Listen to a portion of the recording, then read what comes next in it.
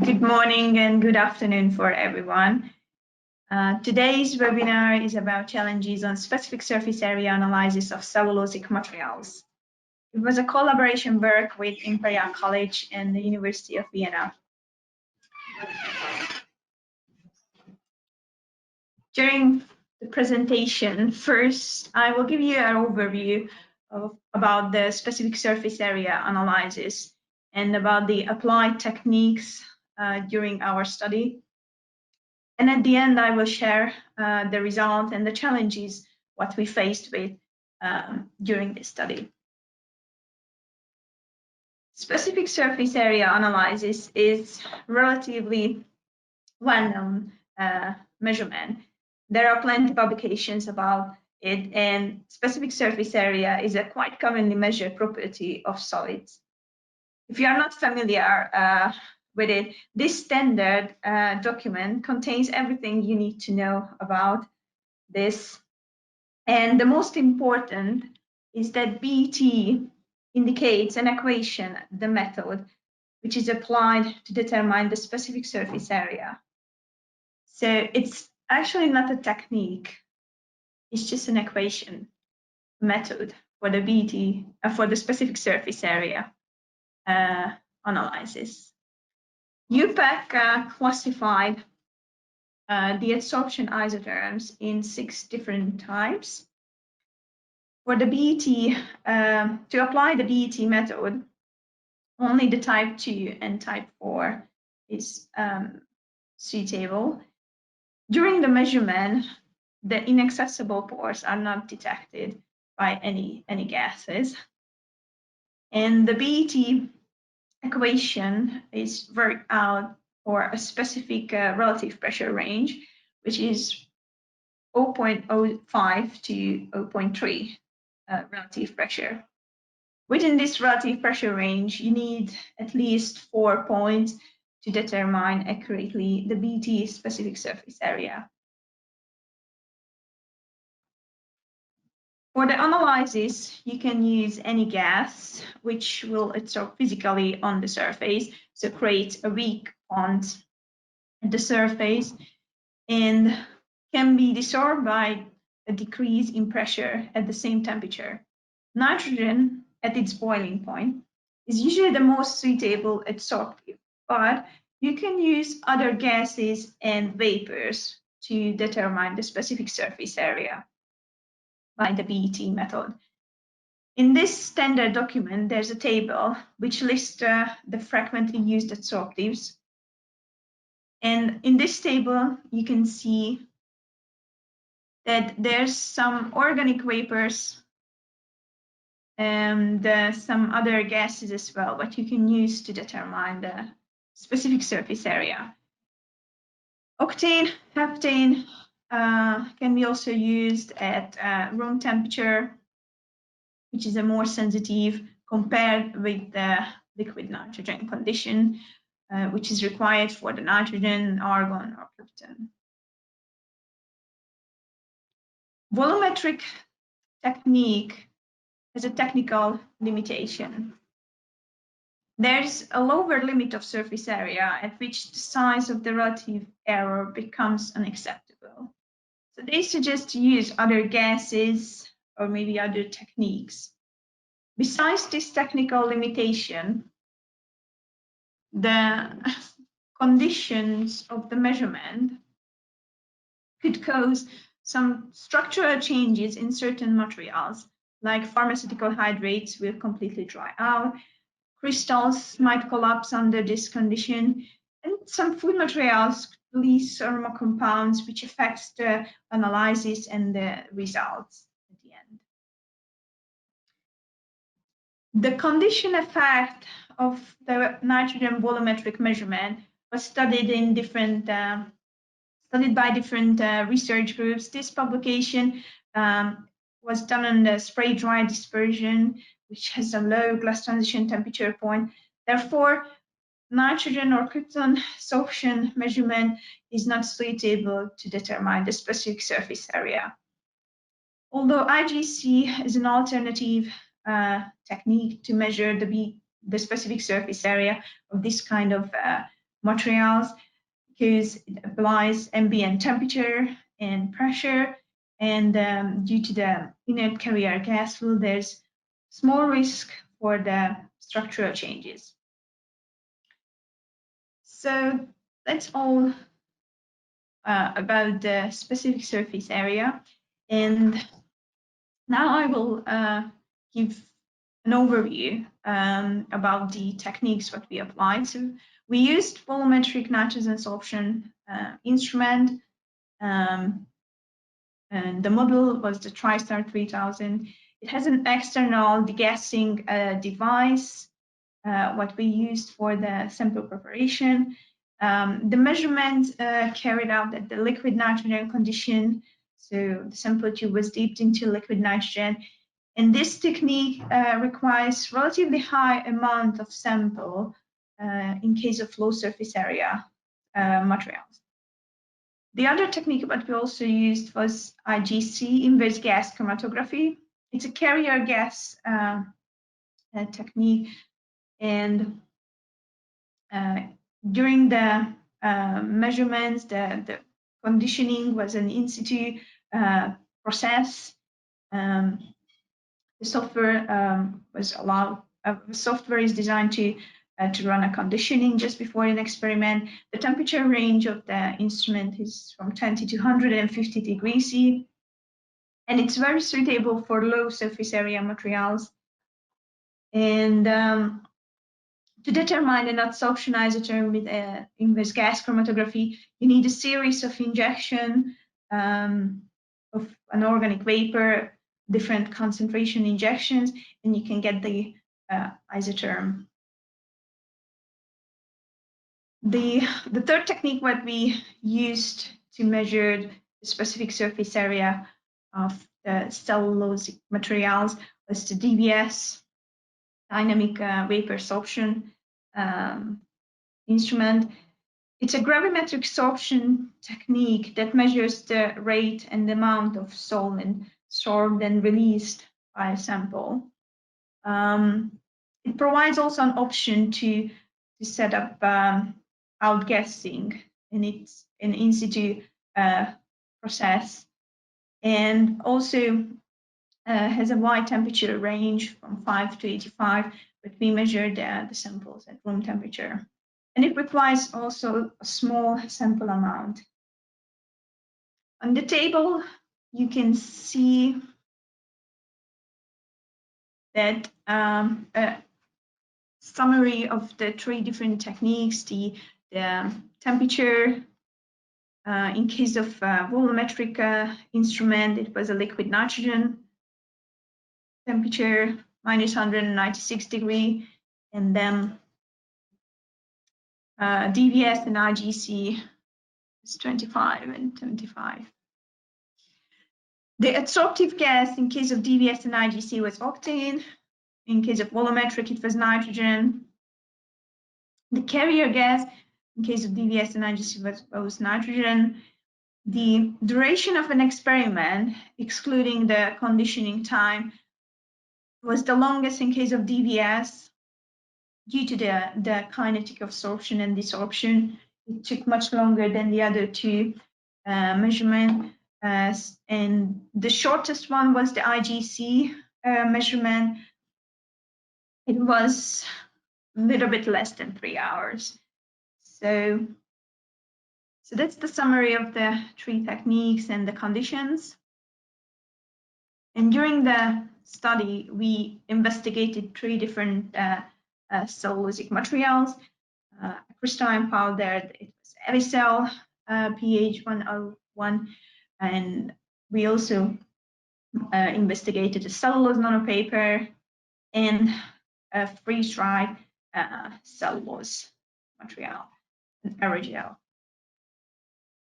First, I will show you the results on the freeze-dried cellulose, bacterial cellulose.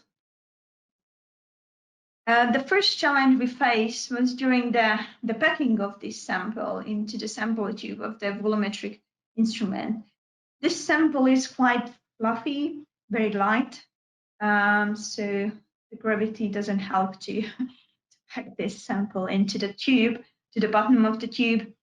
So we had to pack it very carefully because pushing the sample through a long tube could affect the surface, could cause changes. And so it was a quite challenging procedure to pack this sample tube.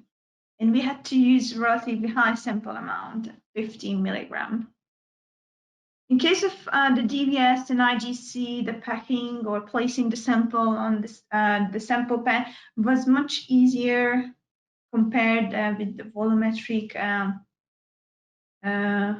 device. And in case of IGC and DVS, the sample amount was significantly smaller, what we had to use. And on the pictures, you can see the samples on the pen and in the column, the chromatographic column. The position of the sample in the chromatographic column doesn't affect the results. So after we the tube and the column, and they were preconditioned to remove any adsorbed contaminants. And in case of volumetric instrument, it meant an external device. It was a smart prep device. In case of IGC and DVS, the conditioning was an in situ process. Straight before an experiment, we could set up a conditioning stage for the sample, and after that, the measurement started straight away. So it wasn't a challenging thing, it was just a difference between the techniques. The method setup was, I would say, similar, required the same basic operational skill for all the three systems. So it wasn't really difference between techniques. Then, so here's some isotherms, what we measured. So this one measured with the IGC technique. We repeated every experiment 3 times. And here's the 3 runs on the same sample with IGC. So the results are quite reproducible. Here's one isotherm and dispersion curve with the nitrogen volumetric technique. In the kinetograph with the DVS, and one sorption desorption curve with the DVS on this freeze-dried bacterial sample. And here's all the 3 DVS curve with the DVS. So you can see all the isotherms was nice, and was the applicable type of the isotherm. And on this slide, you can see just the summary of the results, what we get with all the 3 techniques. The red box represents the volumetric nitrogen adsorption results, green is the IGC, and blue is the DVS. So on each technique, we repeated 3 times the experiment. With IGC and DVS, we got quite consistent values, specific surface area values for the freeze-dried bacteria cellulose. However, with the volumetric nitrogen adsorption, the experiment-to-experiment reproducibility on the same sample, the sample tube, we didn't remove even the sample tube, wasn't reproducible.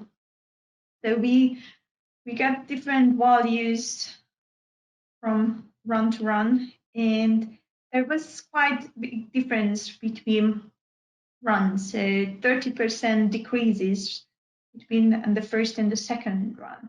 And also the surface area value, what we measured with volumetric nitrogen adsorption, was significantly smaller, which was also interesting because nitrogen is much smaller molecule than octane, and we measured really, really small compared with the IGC or DVS surface area values. So here's we're faced with the second challenge to understand the results, to interpret them. But we decided just to do more experiments and repeat the surface area measurements on another batch of freeze-dried bacterial cellulose. So on the second batch of the freeze-dried bacterial cellulose, we just used IGC and the volumetric nitrogen sorption technique, because DVS measurement took quite long, so we just used IGC and the volumetric nitrogen sorption. Anyway, the DVS and the IGC provided the same value in the first place. In this case, on the second batch, the results on IGC still consistent. We got the nice similar values on each with each experiment. But in case of volumetric measurements, now the results showed an increasing trend. So from run to run, the surface area increased of the freeze-dried bacterial cellulose. So after these measurements, we concluded that the surface area, specific surface area using volumetric nitrogen sorption is still not reproducible on the freeze-dried bacterial cellulose sample. The next step was to check the reliability of the IGC results, so to investigate is there equilibrium between the gas and the solid phase, so how reliable is the IGC data. This can be done by varying the flow rate through the experiment. So we use 5, 10, and 20 milliliter per minute nitrogen carrier gas. And we measured the same surface area value of this sample with the relatively good standard deviation, 1.06 meter square per gram deviation, which was quite good. And it was convincing that the IGC results are reliable and there was equilibrium during the measurement. So after this, we concluded that IGC results are more reliable and accurate than the volumetric, and even quicker than the TVS measurements. It has a very good reproducibility. It provides an in situ degassing and an easy sample preparation. But still, there was this one challenge what we couldn't solve, why the volumetric does not work well on freeze-dried bacterial cellulose, why the results are not reproducible and not reliable. So the first thing what we thought that there's no equilibrium, because during volumetric measurements, there's no kinetic information. And the other thing what we thought that maybe something happened with the sample due to this thermal shock, which happens during the measurements, because the sample basically from a lab condition, from a lab temperature, is going to 77 kelvins deep into liquid nitrogen. So basically 200 degrees C temperature changes during a very short time. It's really a shock, a thermal shock on this organic sample, which could cause shrinking or some other structural changes. We are still working on to find the answer for this, so it's still in progress. But if anyone has the answer for this, please comment, share with us in the chat box. Thanks. So let's move on to the next sample, which was cellulose nanopaper, which was like this, looked like this. But for the volumetric measurements, you had to cut it. So it was also a bit challenging because we had to cut the sample to stripes in a short stripes to make it suitable for the sample tube of the volumetric technique. And this picture, the last one, was taken after the conditioning. And you can see that after the conditioning, the temperature conditioning, the sample became a bit yellowish, so it changed in color, which was also an interesting observation for us. And we think that probably there was some oxygen what the carrier nitrogen couldn't push out from the tube. And after we packed the sample and condition, we performed the experiment, and the first run, first results look like this, and the second run, and the third run. So for us, it was really hard to define this isotherm, to categorize this isotherm based on the UPAC classifications into one of that type. And we had discussions with other researchers who's working with cellulose nanopapers, and they also mentioned that they got similar type of isotherm when they use volumetric measurement.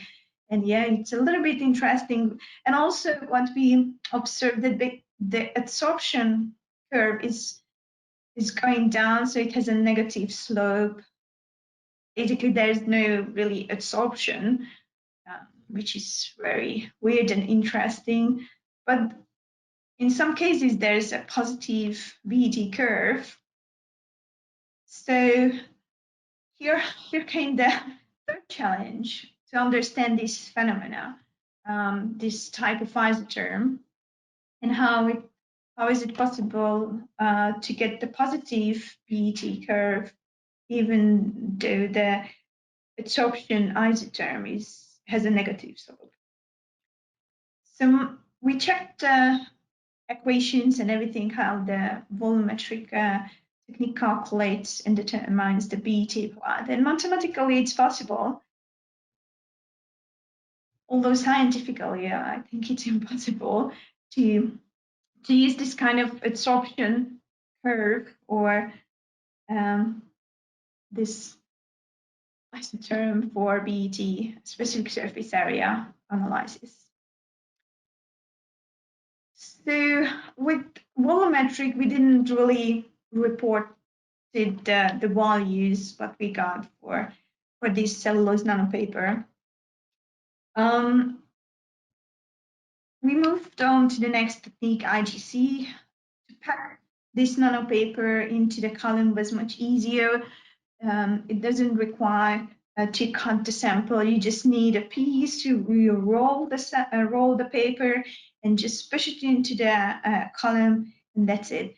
And after the experiment and the conditioning, we checked the sample, the sample column, and we didn't see any color change. So also we see benefit of this in situ conditioning, because the sample remained in the same color, so probably there's no changes.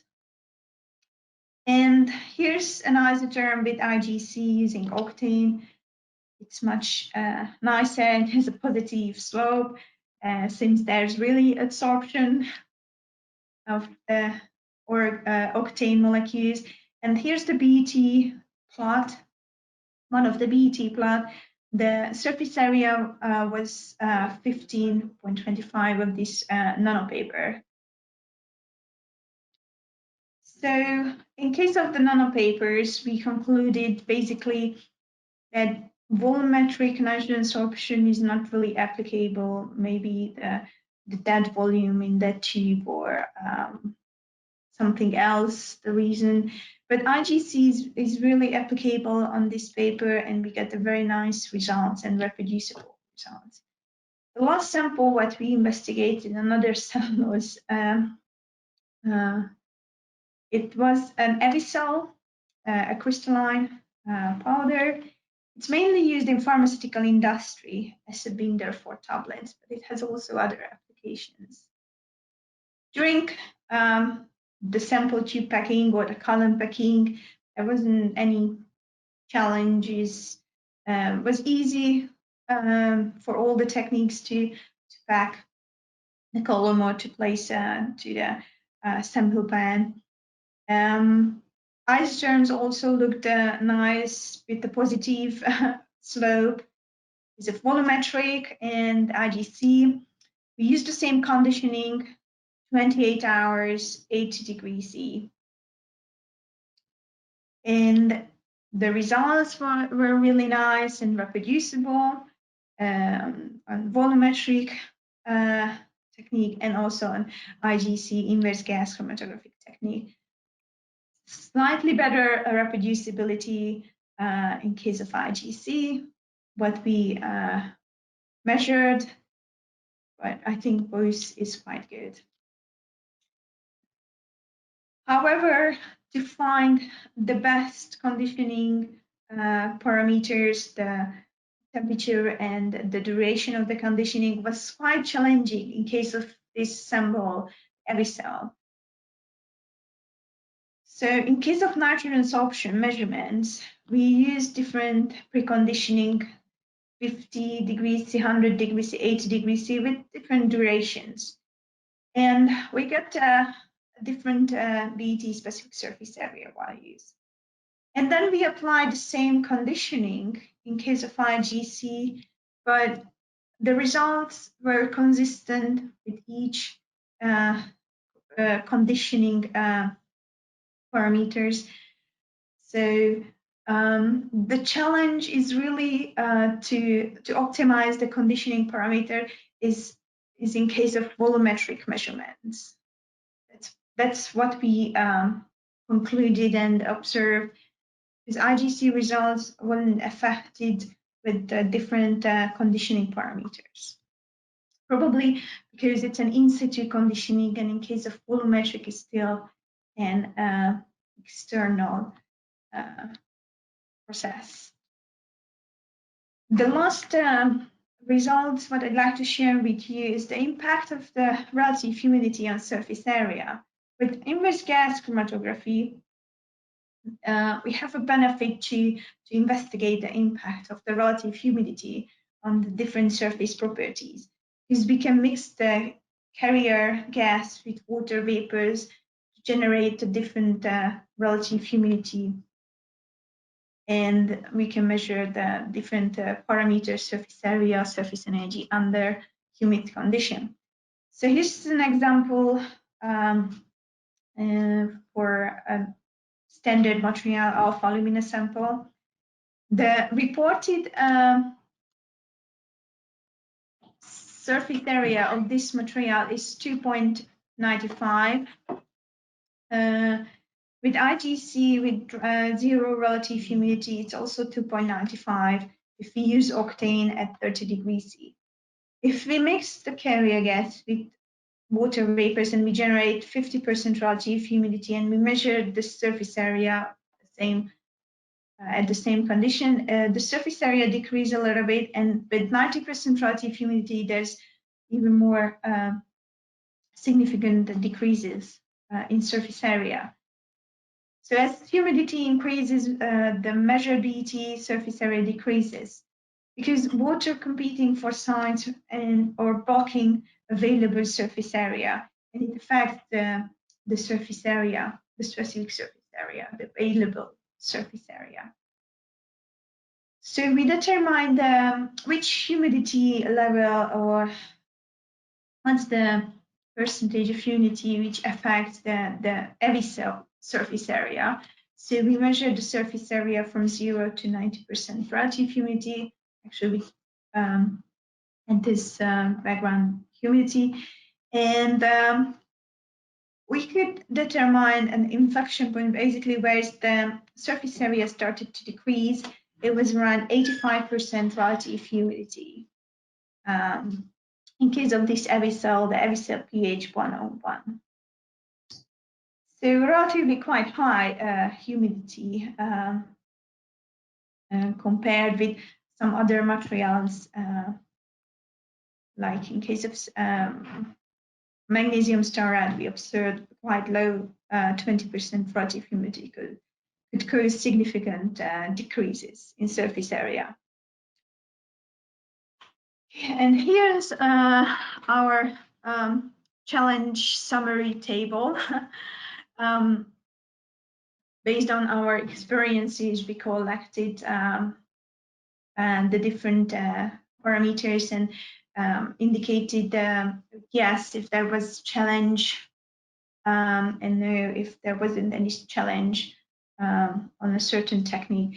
So you can see with DVS and IGC, the level of challenge is quite low.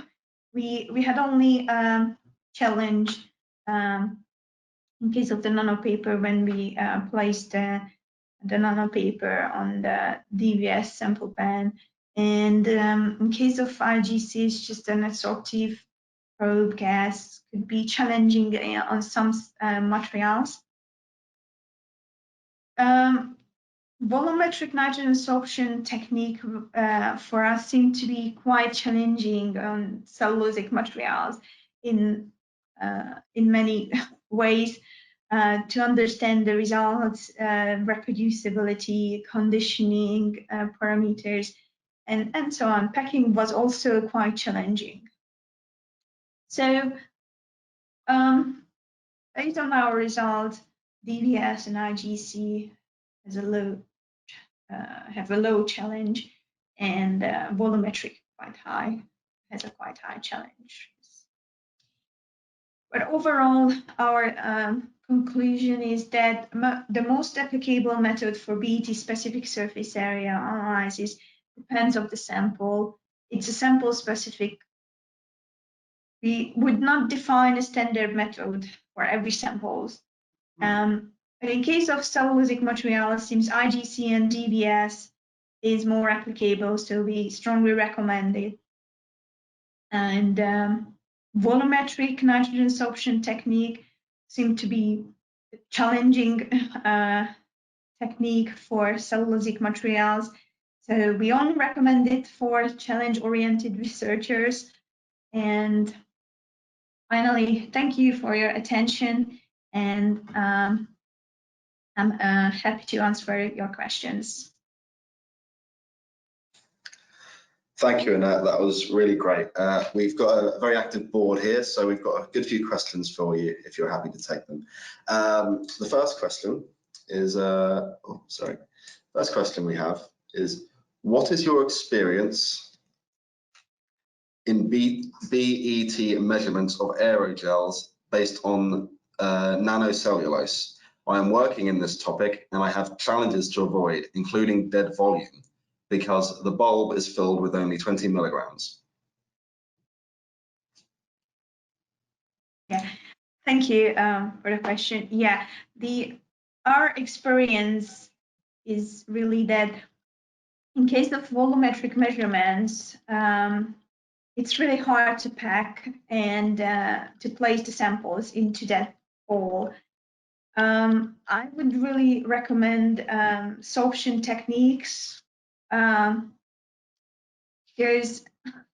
if you smash or try to, if you compress this aerogel, you will change the surface and you could cause maybe changes.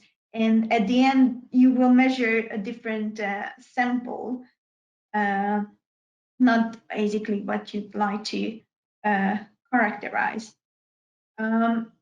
In case of DVS and IGC, you don't have to push through the sample along a tube. It's much easier to pack, especially in case of DVS. You just have to place the freeze-dried sample, the aerogel, on the sample pan. Daryl Williams has a publication on freeze-dried pharmaceutical samples. and that publication is all about surface area analysis. We can share with you that paper, and also we are working on the manuscript of this study, so it's also in progress to publish this data with a little bit more results, and after that we can also share that with you.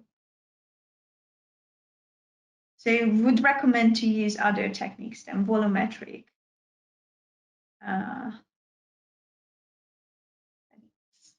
Fantastic. Our next question from Raymond Pearson. He has asked, for IGC SEA, how small is small? What is the sample size? And also, what is the size of the sample for DVS? Sorry, I missed which kind of sample, in case of which sample was this question? Apologies. The question was, for IGC, what is the sample size? And also, what is the size of the sample for DVS? Okay, so in case of freeze-dried bacterial cellulose, the sample size was for IGC was 6 milligram, for DVS 3 milligram. In case of the other samples, for the nanopapers, we used also significantly smaller sample amounts. So it requires a smaller sample amount compared with the volumetric technique. So in this case, we use 200 milligram paper, nanopaper, cellulose nanopaper in the tube. And for IGC, we just use, maybe it's not there, but we just used about 30 milligram. And for every cell, it was also different. For every cell, we used, in case of IGC, just about 1 gram. And also you can use a 500 milligram if you don't have this much amount. In that case, the experiment will be even quicker. And for DVS, you need also just 20 milligram of every cell. For the volumetric measurements, you need much more. Basically, you have to fill up the bulb.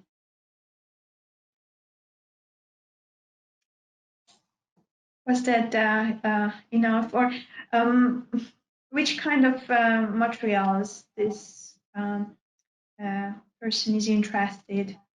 I can maybe give you some ideas how much sample is needed for IGC or DVS or other. Great, and we invite Raymond, if you'd like to follow up, as you just mentioned, with us, he can contact us at marketing@surfacemeasurementsystems.com. Our next question coming from Carlos Leon. Would it be possible to perform volumetric tests with octane at high temperature versus N2 at 196 degrees Celsius for a more direct comparison? Very possible. We didn't have the device, and the nitrogen volumetric device is not suitable to use octane, organic vapor. We could use krypton or argon, but it wasn't, or CO2. It wasn't an option to use octane. Although in this study, we wanted to represent that the commercially available standard, commercially available techniques, applicability on cellulosic materials. So without any modification of the instrument, how accurately we can measure the specific surface area and which specific surface area is more reliable.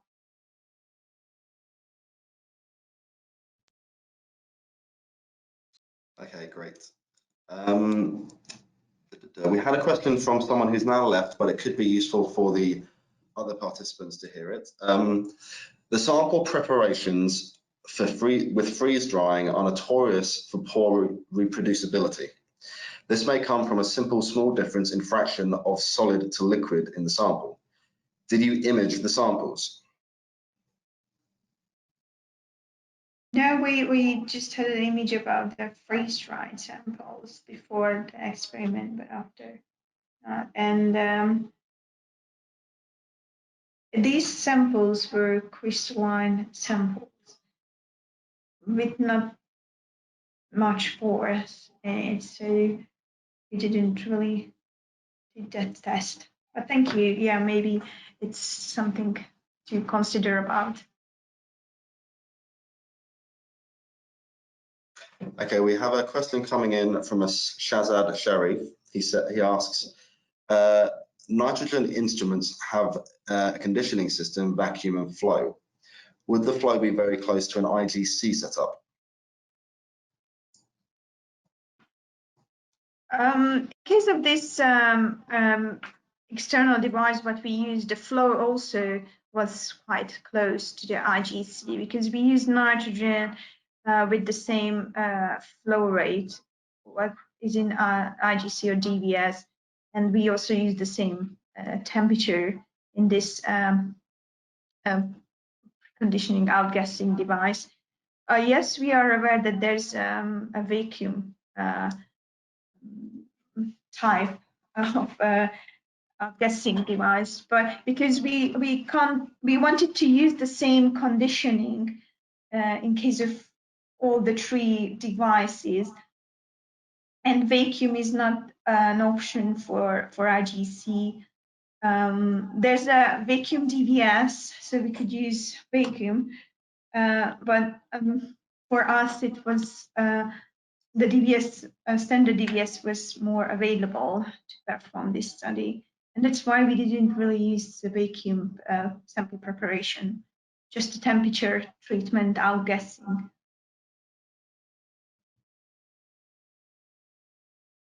Shazad has followed up with the question, so you confirm you used flow to condition nitrogen? For the volumetric, yeah, we used nitrogen flow. Yeah. There's an option also that device to use helium during the conditioning, but we used nitrogen to be consistent with the other techniques. So it was a nitrogen gas in this case. Yeah, also at higher temperature to outgas. And how about thermal shock? Sorry, again, please. Sorry, and to follow on from that question, how about thermal shock? Should it increase surface area? Thermal shock when during the conditioning. You mean it wasn't that huge changes because the lab condition was about 20 degrees, or the sample was at room condition, and the preconditioning temperature was 120. So around 100 degrees C changes during conditioning.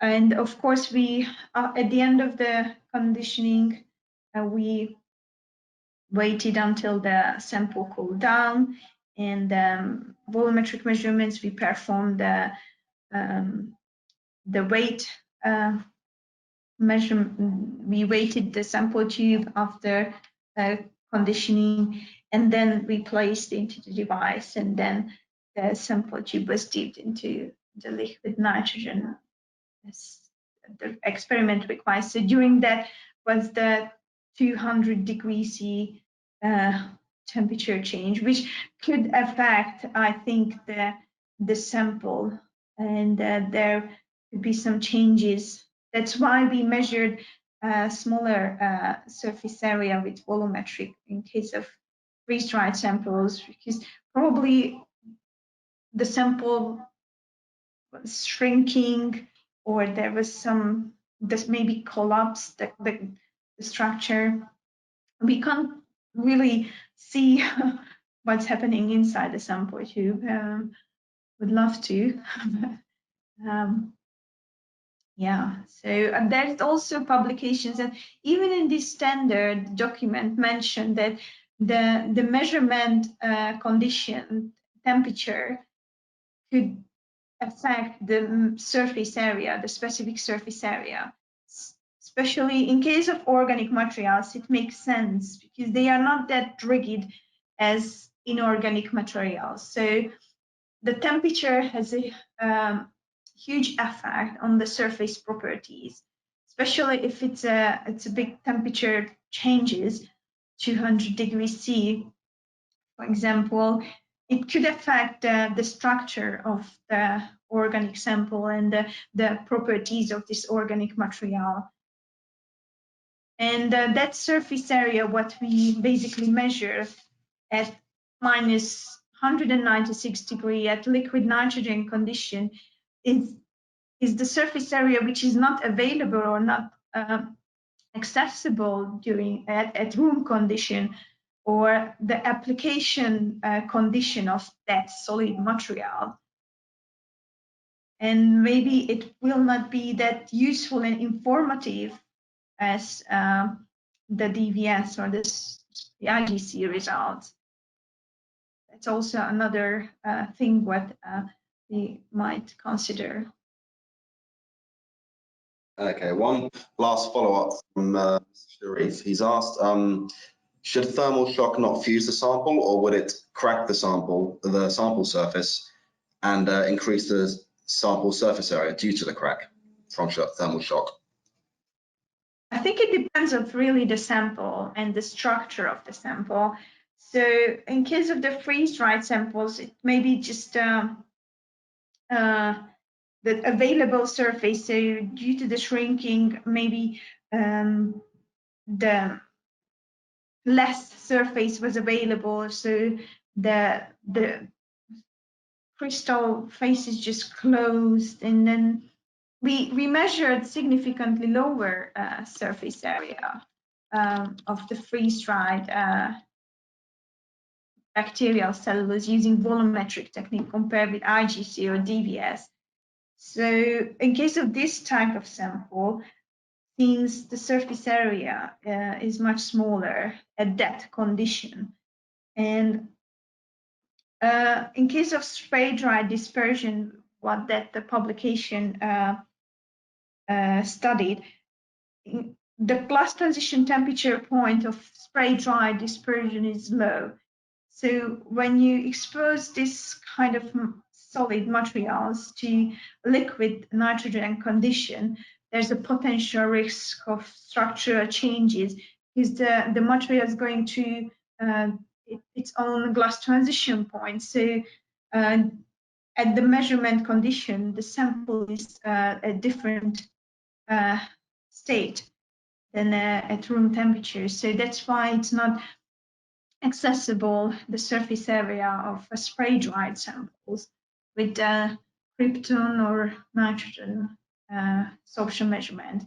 So it's really, as we concluded at the end, the most applicable BET specific surface area method or technique what you use to determine the BET specific surface area depends on the sample, the solid material. So it's really sample specific. So would not define one standard technique for every samples.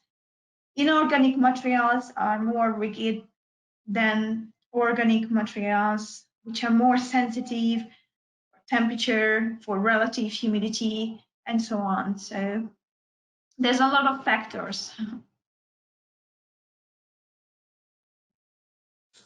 Okay, fantastic. I think we'll wrap it up there, everyone. I'm sure you'll join me in once again thanking Dr. Anett Kondor for a fantastic presentation, and really thank her for giving such detailed responses to all of our answers. If anyone has any further queries for us or questions for the doctor, please do feel free to send them through to marketing@surfacemeasurementsystems.com. For any of you who have inquired about the manuscript or slides being available, we will be making a video recording and audio recording of this session available in the next week, so we'll contact you with information on how to access that. Please make sure that that you check back on our website for upcoming webinar information, and I hope you all enjoy the rest of your day. Thank you and goodbye. Thank you also for your participation. Bye.